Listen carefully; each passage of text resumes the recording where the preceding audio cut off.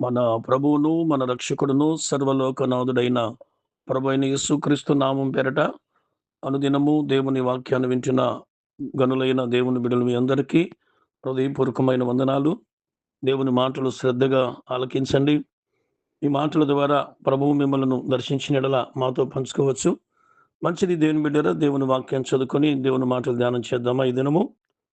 దానియేలు గ్రంథము 11వ అధ్యాయము 32వ వచనాన్ని చదువుకొని మనం దేవుని మాటలు మనం ధ్యానం చేద్దాం.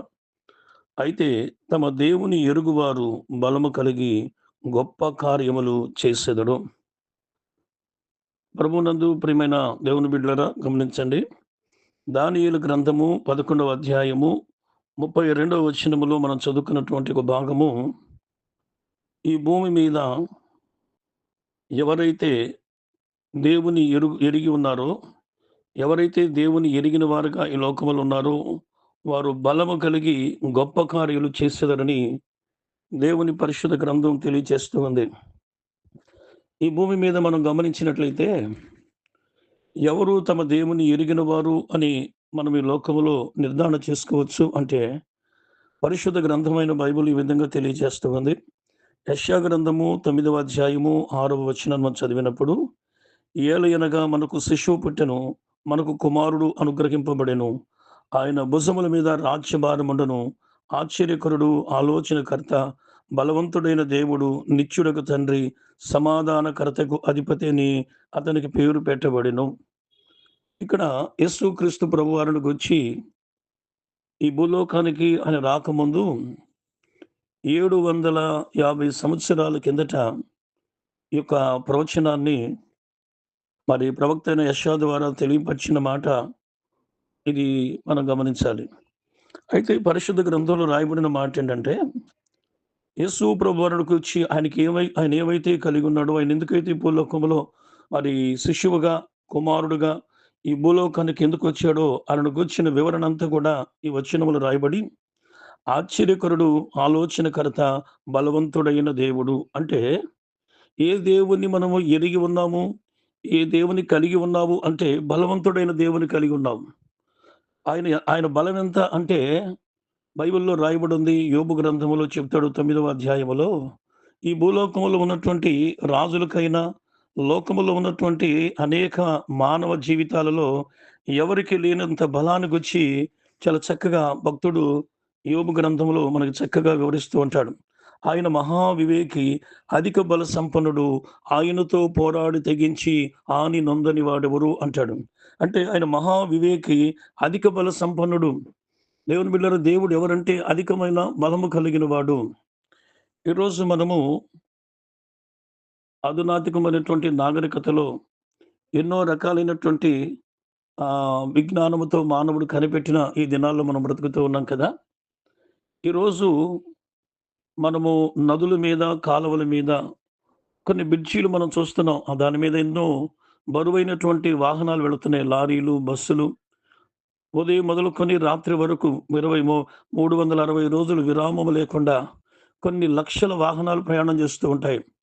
ఆహ్, ఆ నదిలో ఆ నదిలో ప్రయాణం చేస్తున్నప్పుడు ఆ బ్రిడ్జి మీద వెళుతూ ఉన్నప్పుడు, ఆ బ్రిడ్జి కూలిపోకుండా అది అంత బలంగా ఉంది అంటే దానికి అర్థం ఏంటంటే, ఆ బ్రిడ్జి కింద ఆ కట్టిన పిల్లర్‌లో లోపల బలమైనటువంటి ఇనుముంది. ఈ బలమైనటువంటి ఇనుముంది కాబట్టి ఆ బ్రిడ్జి నిలబడుతూ ఉంది. ఎన్ని వాహనాలు వెళ్ళినా, ఎంత ప్రయాణం చేసినా, ఆ బరువుని ఆ వెళుతున్న వాహనాన్ని లోపల బలమైనటువంటిది మోస్తూ ఉంది. ఇక్కడ మనము చదువుకున్నటువంటి లేఖనాలలో, తమ దేవుని ఎరుగువారు బలము కలిగి గొప్ప కార్యములు చేసెదరు. ఎవరిని కలిగి ఉన్నావు? ఎవరిని ఎరిగి ఉన్నావంటే, బలవంతుడైన దేవుని ఎరిగి ఉన్నావు. ఆ దేవుని కలిగి ఉన్నావు కనుక, నీ ద్వారా నిన్ను బట్టి దేవుడు గొప్ప కార్యాలు నీ జీవితంలో, నీ కుటుంబంలో, నీ సంఘములో, నీ సమాజములో, నీ చుట్టుప్రక్కల దేవుడు ఆయన బలమైనటువంటి కార్యాలు, గొప్ప కార్యాలు దేవుడు చేయగలిగిన వాడని దేవుని గ్రంథం తెలియజేస్తూ ఉంది.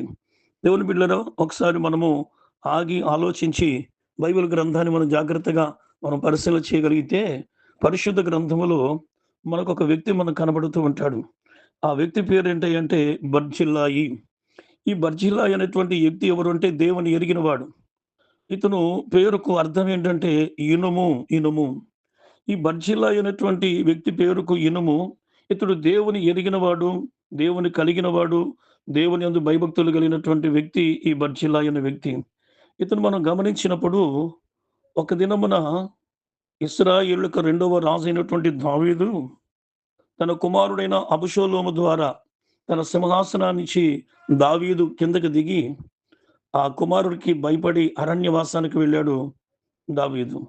ఆ అరణ్యవాసమునకు వెళ్ళినప్పుడు ఈ బర్జిల్లా అనేటువంటి వ్యక్తికి అక్కడున్నటువంటి ప్రజలందరికి కూడా ఆ రోజున రాజుగా ఉన్నటువంటి తన కుమారుడు ఏం చేశాడు అబషాలోము అంటే, ఎవరైనా దావీదుకు సహాయం చేసిన ఆహారమైనా, నీరైనా, వస్త్రాలైనా ఏ విధమైన సహాయం చేస్తే వారికి శిక్షని ఆ రోజుకు తెలియపరిచాడు.